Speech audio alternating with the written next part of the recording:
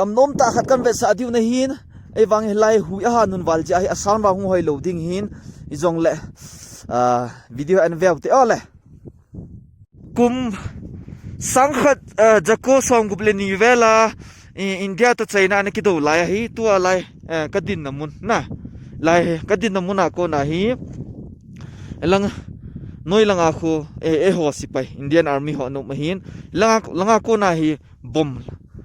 nasa ta ho na ka wa mihim tam ta na thida na he sei da no to ba le yo pha te lai chi pen pa ho hi le la nguna khu mi along in lang ki hut man talo aji tu lai to banga helicopter ho tong ima chaom lo ja lai dunga ko ja ko an vui da no he ja he tu lai ong thu bui pha na he lai mu na he I chen gam khana bui nong ki them te lai mu na he ki lunga he o chi che hin kan ve sa hin tin leiset ga le tul I ja num jong le kalung tong ji he bang cha gam no ma mi hem ho I ti ki del ji hom tu akom na hi ti khang le na ko na 17,328 feet sang hin hi chikom namun kiti hi amin zo umlo na a hi en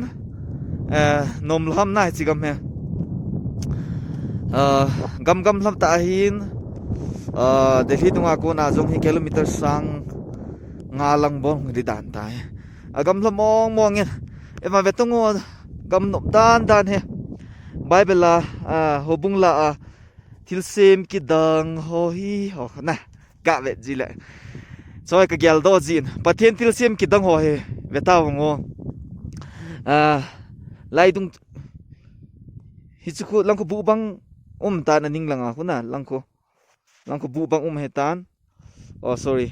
langa bu bang hin chi anim pe na kilometer zali ta bang hela aninga be mebol dalang ko ahin langai thim pung kha cha za lo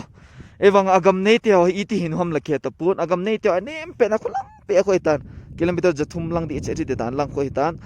la ko na khu amoi ji hin lai gam hi koi ma chang gam dang mi ho lu thelo government hon akha hin he wangin pathilung si na ke lu na he video ka la kan ve so nei je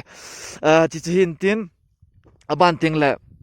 Bible la mol sang chung dung ho zo sin jong pathin wa chu hin atiu tam na Bible kha het pon sama hi chodon chikavet le pathin lo pi na ki dang ta ka mu in hilai ga ma hin ke ge la he gan cha jong ha be se pon ai wangin mi him a hin the ki dang ka se na